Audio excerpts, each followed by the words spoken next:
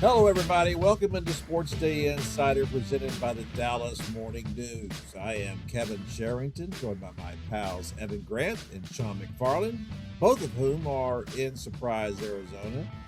And the reason that we've got both of them on at the same time is that we're going to give you a little Rangers roundtable here. And this will be a little specialty, just all Rangers all the time today. So I hope you're braced for that. But first of all, fellas, I will be out there until the 5th. Evan's going to come back at some point, then I'm going to go back out there with him, and then Shawn is going to leave. That'll be enough for Shawn. He'll have had enough at that point. But we will all overlap at one point, and that'll be nice, right? I like half a day. Half a day? Yeah, half a day. Wow. That sounds. Where you draw the line. Kevin, we have to clear out a lot of space here for you. Yeah. I like having that little room over there on the end. You know, it's on the other side of that weird little That's the annex casita. over there. The casita. Yeah. I guess that's what that is over there. I don't know.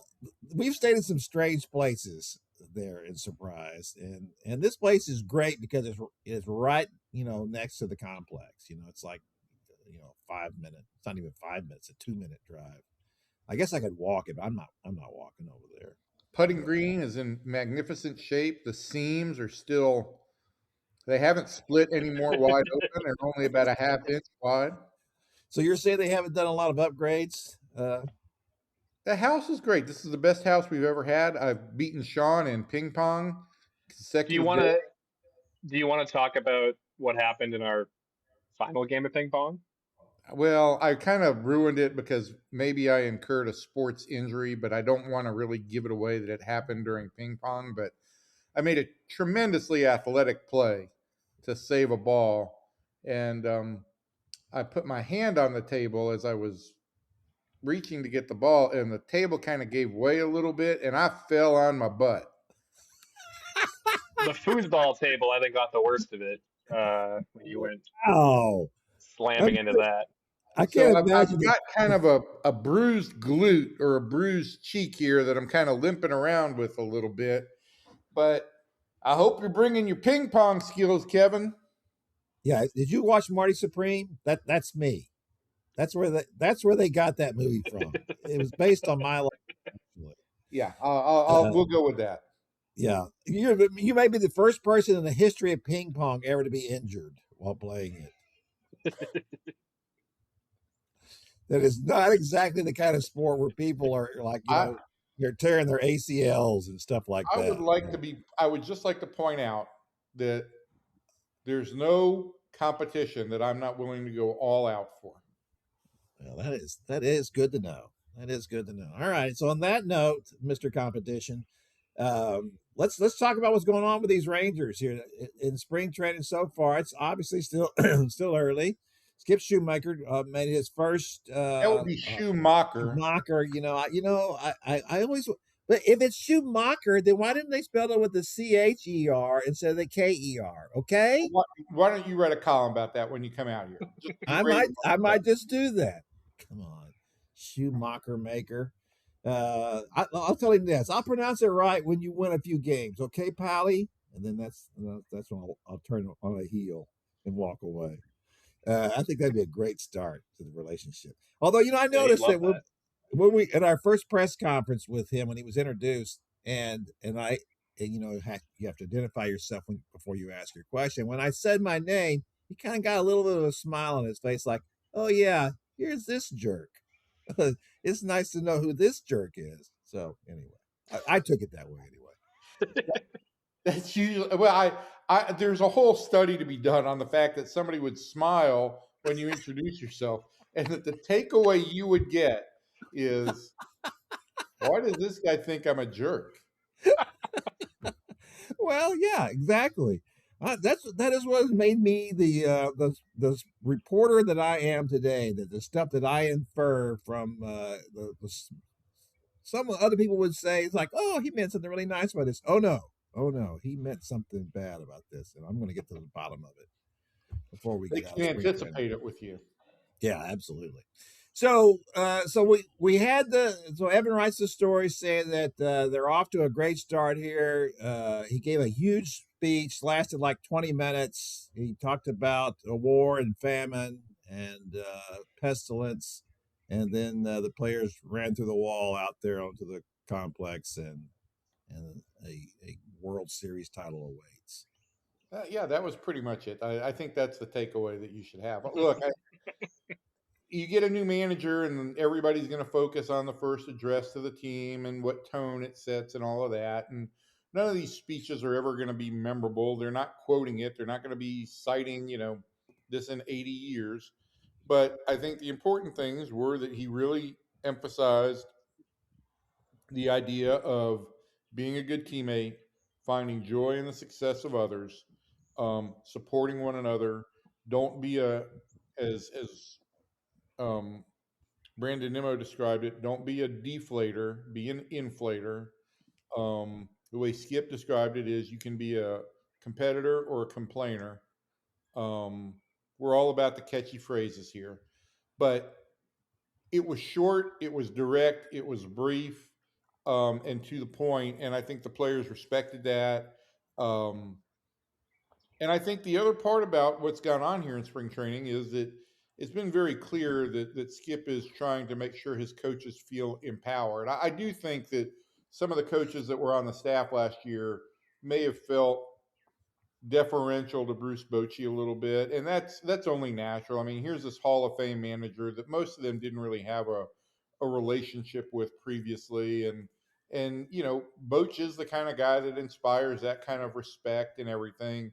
But I think that Skip wants these coaches to make sure that they know their voices matter and that their voices should be heard and that they've got just as much input on what can go right and what needs to be fixed as he does. Yeah, that's, and I'm sure that's right. But it also, and I'm just going to say, anytime you hire a manager, and look, Bruce Bochy wanted to come back, so they can put it any way they want to. But he's gently nudged out of the room. So when you do that, you're looking to fix with the new hire whatever you felt like was lacking in the last hire. It's almost always a direct, relationship there. So was it a mistake then that Bruce Bochy didn't have all of his guys, as coaches? I don't know if I'd say it was a mistake. I mean, I think that, yeah, whenever you hire a new manager or a new coach, you're always looking for what's different from the last guy because in all likelihood, you're trying to change what the results were on the field. So whether that's just lazy journalism on our part or whether it's just the real human nature of how hires go down, I think you do look for the things that Skip Schumaker is bringing that are a little bit different. And I think both Shawn and I have seen a guy who, whether it's a difference or not, we've seen a guy who seems like he's proactive, who's energetic, who's younger, and I mean, more of a peer, and some of his coaches are much more of a peer to these players than some of the guys were on Boch's staff, but. I think at the end of the day, if the Rangers got one World Series in 3 years with Skip Schumaker, that would also be considered a success. Yeah, for sure, for sure. Okay, so what kind of guy is he then? So Evan, how many managers have you covered for the Rangers now? 42. It seems like it, doesn't it? Everyone since Johnny Oates. So Johnny Oates, Jerry Naron, Buck Showalter, Ron Washington, Jeff Bannister, Chris Woodward, Bruce Bochy, and now Skip. Yeah, that's a lot. And it's still really early in the process, obviously, but are you getting an idea personality wise how he compares with all those other ones? I mean, he's got lots of energy. Wash had lots of energy, I do think that he uses, one of the things that Boch would do is his answers were often short and he might talk around a subject, but if you went back and looked at the answer, there was a clue or a word in there that kind of gave you what he was really thinking. I think Skip is, as in terms of messaging, I think he uses more words at this point in time that are direct and, for lack of a better term, I don't want to call them provocative, but I would say evocative. They certainly bring pictures and feelings to light. So uh, this is a guy who had a 10-year career in the big leagues, who I think is really well prepared for this situation. And I do think, I really do get the sense that I go back to that first meeting, the pitchers and catchers meeting on the first day of camp, when he didn't speak at all. And when I asked him about that, and he said, he wanted his coaches' voices to be heard. I don't know that I've heard a manager say that in a long, long time. And so I was struck by that. I think, and I think the reason that he said, I don't need to do the same speech twice, and I want these guys to be heard, and I want them to be, I want their voices to be of significance. That to me was a pretty interesting moment. Yeah. How about you, Shawn? What do you think? Yeah, I think, I can only compare him to Boch because that's the only manager I've covered in around Major League Baseball. But I would agree with Evan on everything he said in terms of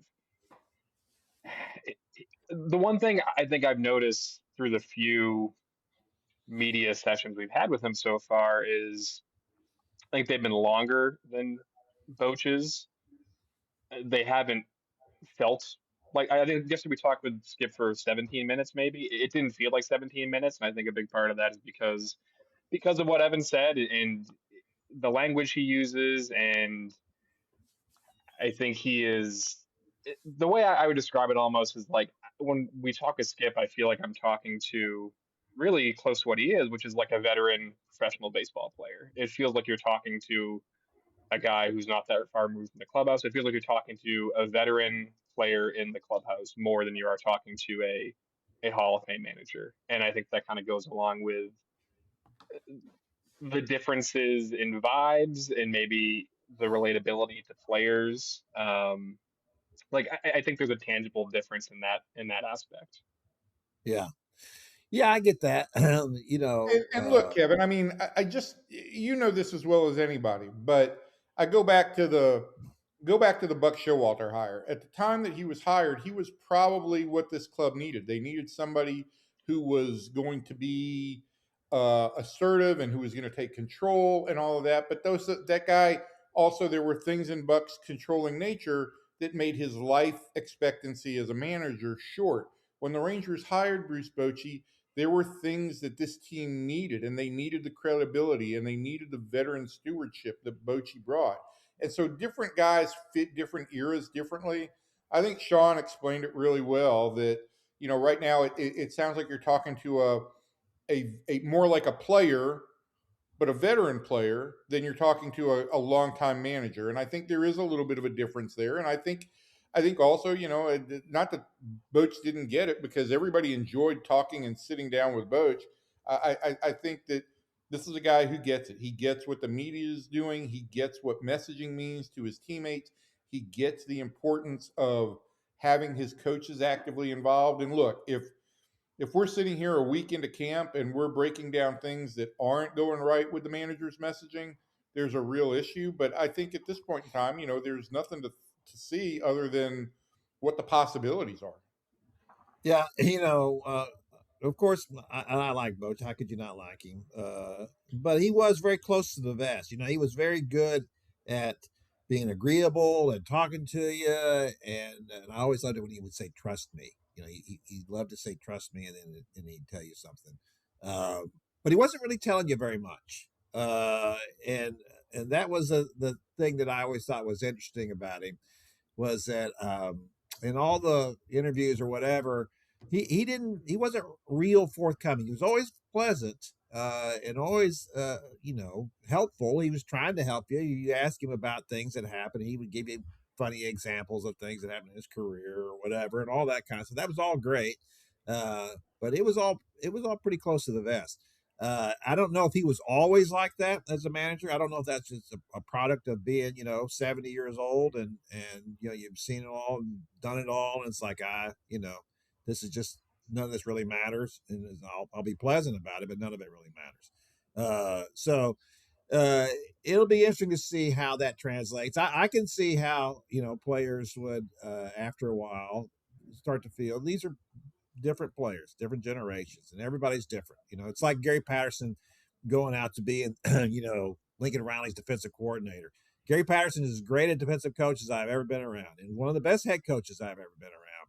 But his time has passed, in my estimation. If he continues to act the way he acted around his players when he was at TCU, that'll be a very short shelf life for him in Los Angeles. So it is a different world, and maybe it was time for them to move on and do something different. I'm not going to blame.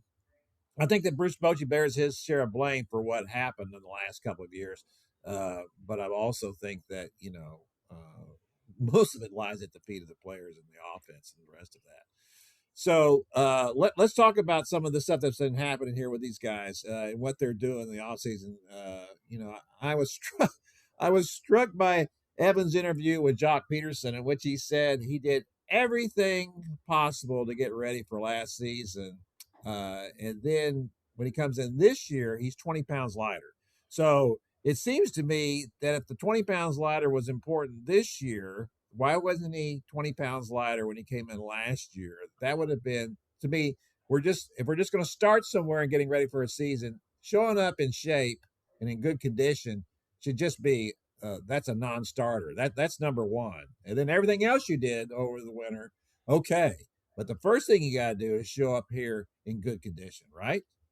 Yeah, everybody hates when a guy comes into camp fat. And I will say that Joc has never been what you would look at and say that's a Joc. I mean, he doesn't have the typical lithe athlete Was that a body pun?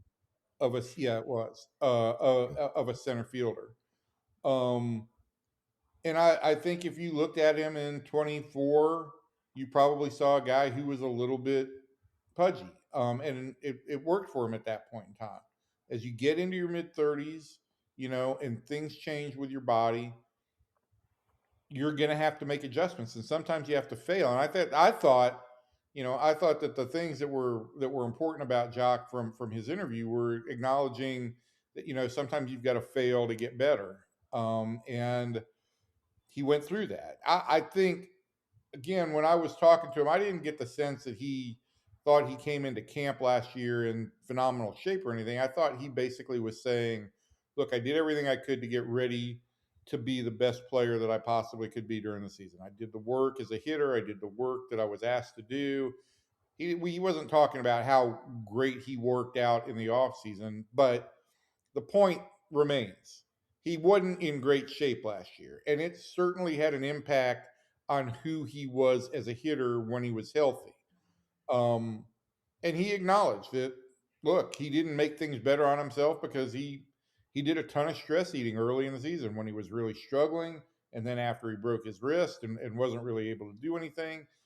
But I do feel like he's in a better place. He's in a tremendously better place physically. I think that motivated him. And I've talked to some Rangers people. Justin Veal hit with him for 5 weeks. The hitting coach hit with him every day for 5 weeks. And I also think that, without too much psychoanalysis, I think Joc was brought in here to be a chemistry guy last year.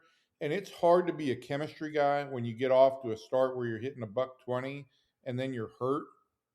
And then when you look around and you see that the clubhouse is not a great place and you're not really able to do anything about it, I think it just takes you to a dark place.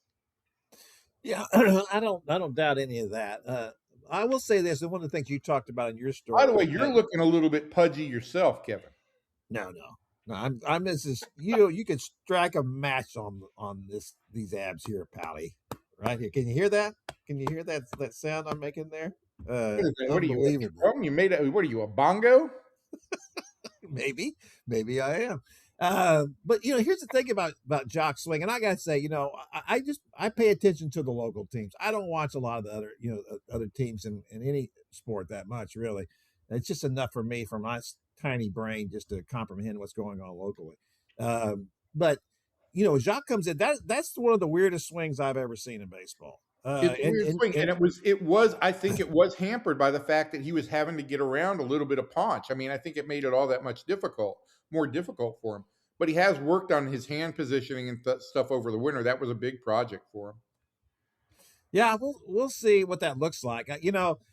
My thought has always been, what you talked about is he's trying to get more of an uppercut in to make the swing more vertical, which it's like it's already so vertical to me. It's like I don't even know how he does it. I've always felt like the longer you can keep that swing on a flat plane, the better off you are. The better chance of meeting that ball. But whatever works for him. That's not where we're at these days. I guess we're not. This Ian Kinsler should make a comeback. He'd be a big fan he'd be a big on that vertical swing business. We'll see what happens with him. The thing about Joc is that we've talked about this before about guys have got to be better, right? I mean, Josh Young's got to be better. Jake Berger's got to be better. But to me, it's probably as important for anybody to be good, because if Joc's not hitting, he's not doing you any good anyplace else, and he's clogging up the DH spot because you can't move people in and out of that. You'd love to move Seager over there and let him get a day off, at least once a week, and they may have to do that just to give him the day off, and especially if Joc's not hitting. But he's got to hit. That could make a huge difference on this team is if he is anything close to what he was, as you noted earlier, in 2024. Yeah, it's hard to split hairs. Shawn can dive into this too, but it's hard to split hairs on who needs to improve more. The only thing I would say that of those three guys, of Jake Berger, Joc Pederson, and Josh Young, the three guys who really were underperformed for most of last year, Joc has the longest track record. So you would hope that he's got the most ability to get back to his true self. I think with Josh and with Joc, with Josh and with Jake, the fact that they don't have long track records, we don't really know exactly who they are as players, right? We don't know what exactly they are. All right. Yeah, Before we go ahead, Shawn. Yeah. No, I was just going to say I agree with that completely, and I've kind of been saying all off season that like so much focus is on Josh Young and Jake Berger improving, having bounced back, and understandably so. But I think the bottom line is if Joc is his career average, you're not even looking for the best season of his career. You're not even looking for 2024. If he is his career average, that would have been the third best hitter on the Rangers last season. If he is just his average. And to Evan's point, I find it hard to believe that after a decade's worth of being that hitter, it fell off so dramatically and so quickly that it cannot be rediscovered. Not to say he can fully reclaim what he was. Maybe he can, maybe he can't. But I find it hard to believe that he's just a 180 hitter now. You know what I mean? That's kind of where I'm at with Joc. And if there's just something close to his average, which I think is attainable, that does leaps and bounds for this lineup. It lengthens it. And to your point, Kevin, it creates a little more flexibility if you have a DH that you can trust to go out there however many times a week and be a plus hitter, even if it's not a 950 OPS hitter. Oh, sure. And nobody gets that from their DHs, anyway. But yeah, just something league average would be great. That was a great point, Shawn, about, and I just hadn't really thought about it before, about, him coming in and all of a sudden just falling off the edge of the world, just like everybody else did. It's like when they went to the World Series, everything broke right. And then ever since then, everything is broken wrong. It is the most phenomenal 3-year period in the Rangers' history, in my estimation, because of the reputation they had built over decades, frankly, of being an offensive team, and what they did, and then all of a sudden now they're pitching well, and they never pitched well before. And obviously, some of this is the ballpark and how it's playing now, and there's a lot of factors involved in all of this. but it is just a phenomenal 3-year period in the Rangers' history. Yeah, I think, and I think that the thing about 23 that was such a fluke was how hot they got in the playoffs. Because they had plenty of adversity in 23 that didn't go right. Like they had no closer at any point in time during the year. That fell apart. They brought in Jacob deGrom to be the ace of that staff, and he made 6 starts before undergoing Tommy John. They missed Evaldi for a significant portion of the second half. There were plenty of things that they faced that was adversity, but they got off to a good start and were able to like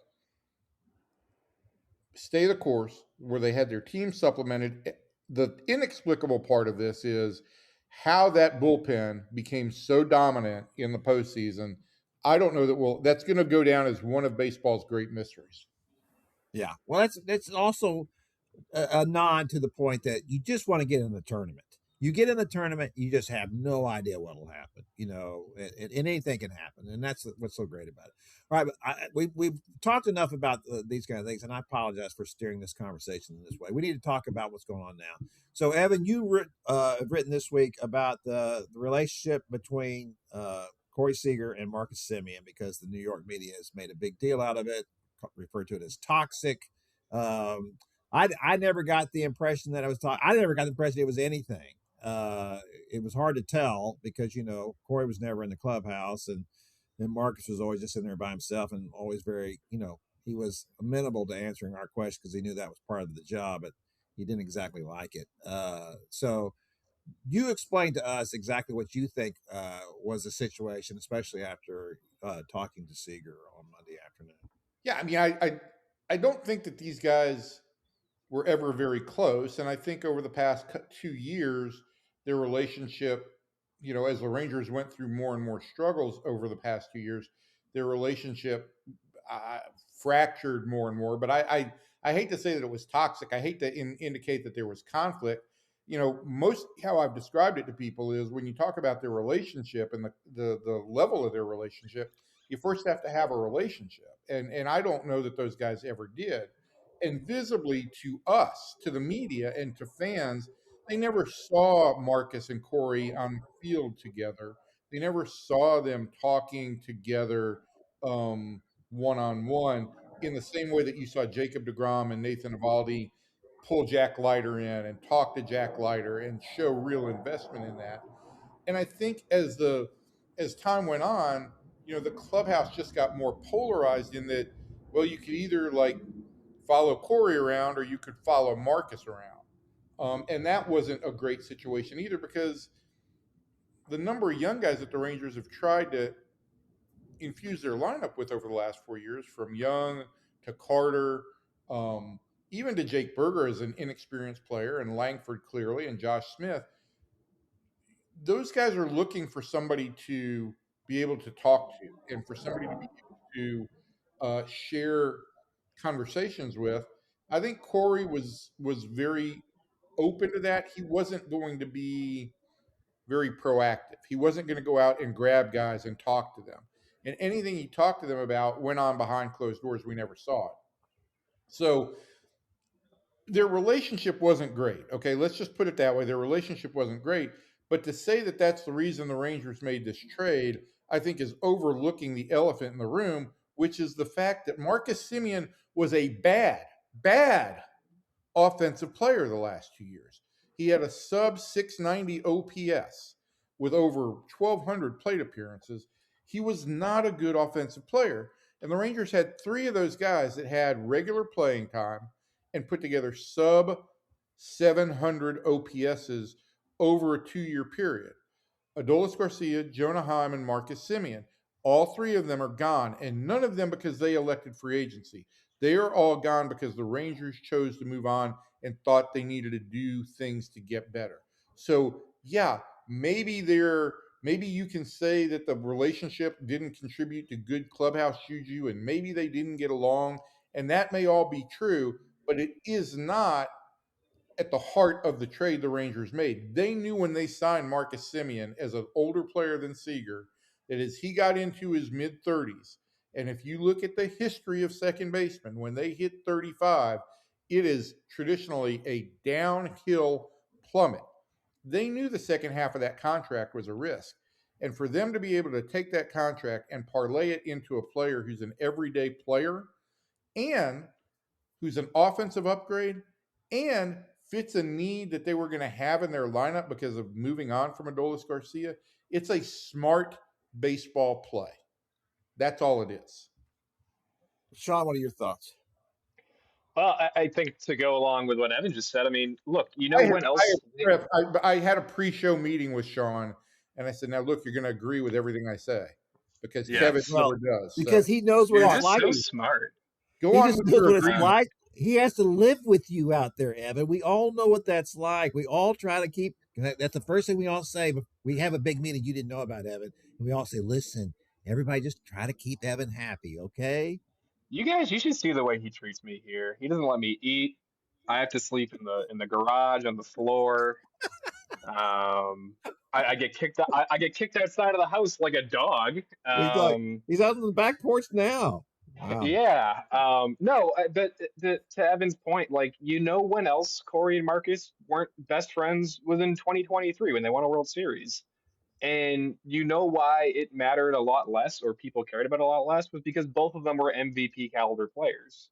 So to go along with Evan's point, like, I have felt like I have been in some mass psychosis all winter with the way some people talked about this trade in terms of what the Rangers gave up and what the Mets gave up, and man, what a trade for the Mets to get Marcus Semien. And I don't doubt that he's still a great defender, and there are a lot of things he can still be very valuable at. But I feel like the way some folks have talked about this trade is completely overlooking the last two seasons of what Marcus has done versus what Brandon Nimmo has done. And I've been somewhat shocked at how it has been discussed at large in that aspect. So, look, the relationship between Marcus and Corey, it it would not be a talking point if both of them were still guaranteed All-Star MVP caliber players. One of them isn't, and that's why he's not here anymore. Yeah, I think that's a great point. I was told that that the guys liked Corey in the clubhouse. He was always, friendly to them and upbeat. As you said, that we never saw any of that, but that's what everybody said. I was told that Marcus was sometimes a little difficult to get along with, a little prickly, and so that was kind of a negative about him. I am not going to cast either one of these guys as bad guys. They do things in their Oh own way. no, not bad. Neither one's a bad guy. No, neither one's a bad guy. There's no question. Bad guys are guys who are just doing bad things, off the field. Doing. I was going to say, could the Rangers swap out right fielders with the Phillies and have Nick Castellanos come back here? I don't know. Bringing beer into the dugout, maybe not a good idea during the game. But anyway, guys who do different things in different ways, oil and water, both professionals, and it just, at 4 years together, they got a World Series. The other three didn't work out so well, and the Rangers needed to move on from Marcus as the player at this point. Well, I will say this about the two guys: they were both a little bit high maintenance. They want to bat where they want to bat. They want to, they want to do things the way they want to do things. It wasn't like, look, you're going to get that with great players. For the most part, they do want the things the way they want them. But there is such a thing as a great player who's just kind of like a go along, get along kind of guy too. But I would never characterize either of them as that kind of player. And I'll say this too, good luck with the Mets, hoping that he's going to have a bounce back season offensively. I think Marcus is done offensively. He's still a great defensive second baseman. And that goes along with it. That's what gives him some, his win shares are a little higher than a lot of other people because of his defense. But boy, he is a streak hitter, as streaky as anybody the Rangers have had, except for maybe Adolis Garcia. So that'll be interesting to see how that works out at second base. Now, Evan, I've seen some reporting on Josh Smith, speaking of second base, that outside of the Dallas Morning News, that they're not sure that he'll be able to handle that position every day, and that maybe he's better off being a a super utility player. I don't know that I buy that. What do you think? You've seen that outside of the Dallas Morning News. I mean, I think that's all we've written is that he's going to be the second baseman. But the No, question I is, said that he's better off being the super utility player is oh, what they were saying. Adjust your hearing aids, please.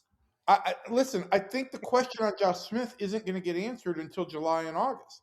He's been a fine player. He's been a good everyday player in the first half each of the last 2 years.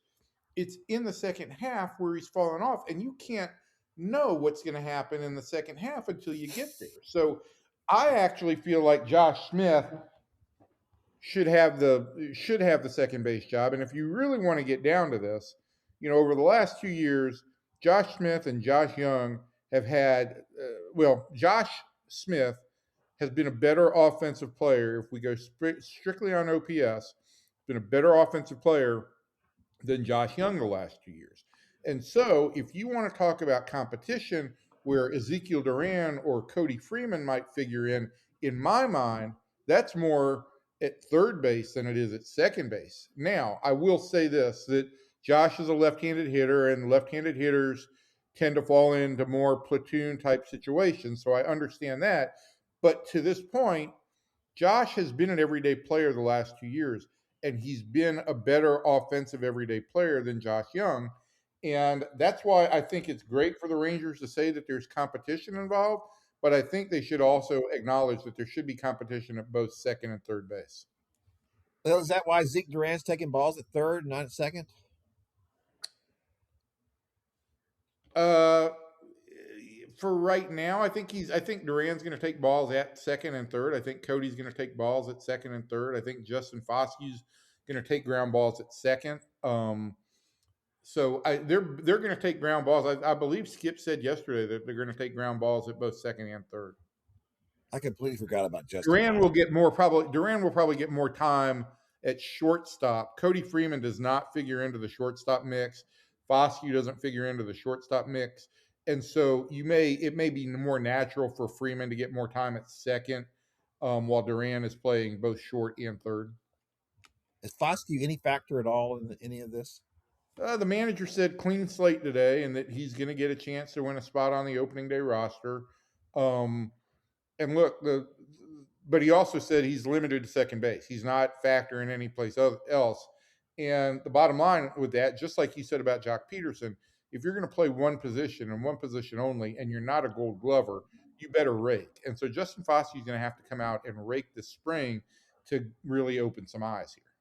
Because right now, as it stands right now, I think he's the 40th guy on the 40-man roster. Yeah, I got the impression the manager was not a big fan last year, the former manager. No, I mean he just didn't. Boch was not big on Foskey, and it really came down to the results. I mean, he didn't have great results his first 2 years. Yeah, and ultimately Foskey got chances. It wasn't like he got a massive runway, but he had chances the last 2 years to produce something at the major league level, and it didn't happen. Yeah, not a great pick. At some point, Evan, we're going to have a discussion about Kip Fagg and how the draft process has gone over the last 20 years, 25 years, and how well that's worked. Not a lot of look, it's baseball, and I get it, but not a lot of hits Well, I mean, I think this year is a huge year on that front, right? I mean, look, Leiter looks like he's turning out to be a serviceable big league starter. It's a big year for Rocker. Jake Latz was a mid-round pick who could factor in significantly in this bullpen, or the rotation. And obviously, if Wyatt Langford becomes the MVP type player that Skip Schumaker says he is, and Carter becomes an everyday player, and Josh Young is an everyday player, that's pretty good homegrown development over the last 10 years. Admittedly, the first 10 years were not good, and Kip got a long runway there. But I do think that this year will, in a lot of ways, make a final verdict on either the Rangers need to change direction there, or that what they did starting really in 2017 moving forward with their draft process really has produced results. Yeah, well, because look, on those players as well, not just Kip, but Josh Young, Evan Carter, they don't have good years this year. The Rangers got to make a decision, right? That's right. Yeah. So this is a big season for a lot of people here to prove what they can do. The crazy thing about all this is that, as we were just talking about earlier, is how the pitching has responded. And I have to believe some of that is the ballpark and how it's playing. That has to be a correlation there, although it did take a year or so for that to play out the way that it has. Do you know? I know that Chris Young has talked about getting numbers on the ballpark and how it's translated, but I don't think there's ever been anything definitive, has there? Every time I've asked about data or verdicts, I've gotten nothing from the Rangers that gives any insight whatsoever. I mean, I got some cockamamie theory last year that there was a door open on the, and this didn't come from Chris Young, that there was a door into a tunnel, one of the tunnels on the backside of the stadium that had been kind of locked into the open position and some air was coming in. And I'm not sure I buy that, but look, I've been to that door. I went to that door, and when I opened it, I flew like 30 feet backwards. It was unbelievable. It's your fault. So you broke the Rangers. You're the one who opened the door. You should have seen me trying to close that door. Oh my gosh. I was struggling so hard. It was like Dorothy in the Wizard of Oz. It was just unbelievable. Guys talk about the effects of the curing of cement and what that does over time. I don't have answers. I do know this, Kevin, right? Again, hitting was down all around baseball. I do think this ballpark plays more pitcher friendly. And it does favor left-handed fly ball pitchers. And to that, I do think that, the Rangers have identified that as something that is an advantage, and they've tried to really plumb that a little bit. I think it wasn't the sole reason that Mackenzie Gore was added, but I think that profile also fit for somebody who, if we're looking for a guy who's going to take the next big step, all of the circumstances around this park and the defense that we play behind him, that all really points in the right direction. And he's a fly ball pitcher. So let me ask you this. That's the next question then. So they would never consider at this point, like I guess when you say never at this point, that's two oxymorons. So let me just say, would they consider at any point, do you think, moving the fences in? We've not gotten to that point. When I asked about the fences last year, it was like, we're not at that point.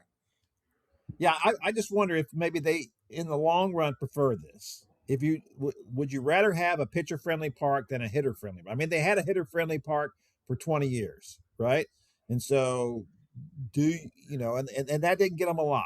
They eventually got to the World Series, but I think they want a fair park. I think that's the easiest way to construct a team. Is if you put together a fair park, then you're just not fair park like where the state fair is, because that's a really big park. Yeah. And they got a really big outfielder there. Yes, they do.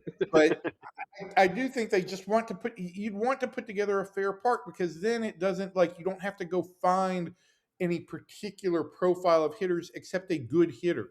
You want a guy who's got good balance and good speed and all of that. So I really think that ultimately that's what the Rangers would like to have, is a fair park. And if that means that they need to eventually alter the dimensions some, I think they will. But I don't think they look at that as the reason their offense didn't perform last year. Their offense just didn't perform, period. Yeah. All right. Before we get out of here, this is the first Rangers roundtable we're having on the podcast. I'm going to ask us, all three of us, we're going to give a win projection on this team for this year. And I'll go first since I'm the one that brought it up. I'm going to say they win 82 games. 82 and 80. That's me. So, Shawn, what do you say? Why they're going to win 82 and go 82 and 80? I just don't think that the hitting's going to be that much better. I think that the pitching will be decent. I think it's going to be really hard to expect both DeGrom and Eovaldi at their ages, and the fact that DeGrom came back and had such a big year last year. I think he'll have a really struggle doing that 2 years in a row. The bullpen, not great. Seattle is really good. The Astros are still pretty good. I think all those are factors in them. I just don't have faith in this offense bouncing back. we see, there are some new guys and newer guys, but and maybe it is just a product of, just like in 2023 when they went all the way and everything broke right. Then the last 2 years everything broke wrong. Maybe it's time for it to come back to the middle. If they get back to the middle, if this is a They were league pretty average much in the offense, middle last year. well, no, there was a league. If it's a league average offense this Oh, okay. year, then I think, yeah, then okay, then they got a chance because the pitch has been really good. But the pitching was really good last year. It was tremendous, and they missed the playoffs. So that's why I think that 82 and 80. Sean, why don't Shawn, you go next because I know everything. So you go next. You know yeah, everything, right? So I'll go 86, 86 wins. I think there will be improvement offensively, strictly on the fact that I do not expect Joc Pederson to be a 180 hitter again. I believe in some of the strides Jake Berger has taken this offseason to one, stay healthier and make some swing adjustments. Um, and I think Brendan Nimmo can be an offensive upgrade over Dulce Garcia. I think Josh Smith can be an offensive upgrade over Marcus Semien for at least half of the season. We'll see what happens starting August 1st. Um, I am the bullpen worries me. I think it's not that I don't like the individual signings or individual pitchers. I just think you were asking a lot to rebuild the bullpen on a bargain 2 consecutive winters and get the same results. They really struck gold last year with the bullpen on the cheap. I think it's really hard to repeat that. I believe in the pitching. I also think if there could be slight regression. Maybe they're not the best rotation baseball. Maybe they're top 5 or top 7. That's still really good. But to your point, we saw what they did with the best rotation baseball last season, and it wasn't great. So I'll go 86. I think the offense will be better. I just think there are enough question marks to hold it back from being a guaranteed playoff team. I too was gonna go 86, but since Sean took that number, I am gonna go and be a glass 102, half 102 full wins. That's what Evan said. guy. Huh? 102 wins. I'm Evan gonna be a Grant. glass half full guy. I'm gonna say 87. Um, Wow, that's bold. I think the Rangers felt like they were an 85 win team based on their projections. I haven't ever checked the veracity of their projections before they acquired Mackenzie Gore, and I think that they feel like Mackenzie Gore is worth 2 or 3 wins. So I'm going to say that they've got 87 wins in them. I don't think, like, as long as Jacob DeGrom stays healthy, I don't think there's going to be any real regression from him there. He is a once in a quarter century type pitcher. And so I think he's going to pitch just as well as he did last year. Can Nathan Eovaldi repeat, a 1.73 ERA? I don't know, but I think their rotation is deeper this year. I think that they do have some questions about the bullpen, and I'd almost correct Sean to this. They did it on the cheap in the bullpen 2 straight years already, and so you're asking it for a third year because the Kirby Yates signing was, Yeah. a grand heist. Um, I think it's going to. I think the bullpen success is largely going to depend on the fact that they've got to get a young guy or two to step forward. Cole Winn took a step forward last year. He's got to take another step this year. Somebody like Gavin Collier, who was throwing 98 and 99 yesterday with big slider and a nice cutter at 94 miles an hour, is a guy to really keep an eye on. So is lefty Robbie Alstrom. These are the kinds of guys who could potentially take steps this year and factor in the bullpen. But yes, the bullpen does concern me, and it's only. I do think that we talked about how cheap the Rangers were able to fix the bullpen last year. We don't give enough credit to the fact that Latz came from the system and really took on a big role in the bullpen when he wasn't starting, and that Cole Winn really took a step forward. Rangers have to do that again this year. Mark Church and Emiliano Teodo would be the easy guys to single out, but both those guys are behind. So they're not going to be ready for the start of the season. And Josh Sborz is a complete wild card. But yeah, that's what the Rangers have to do. They've got to get somebody from the young part of their organization to take a step forward in the bullpen to really solidify that. Yeah, that's the thing here is that, and we get back to that once again about your farm system and how it's doing, and of course, guys have moved up, and guys have taken big roles, and Wyatt Langford is a big time success story. He was also a top 5 pick, and you better be hitting on top 5 picks, and that is the issue. It's what you're doing in the rounds after that and later on that really mark you as a world class draft analyst, predictor, picker, whatever we want to call it. Look, we've talked for a long time. We said we were only going to do 30 minutes, and we're at 50 right now. So there's no shortage of good information and good hot takes on the Rangers. Good hot takes. That's right, exactly. That's what we're all about. Good hot takes. All right, that's going to do it for this week. We hope you come back next week. We'll be talking about the other stuff besides the Rangers next week. We'll also have the Mavericks and maybe a little Stars, and then we'll talk a little bit about the Cowboys too as they try to muddle their way along here, figure out what they're doing. So, from everybody in here to everybody out there, thanks, and we'll see you next time.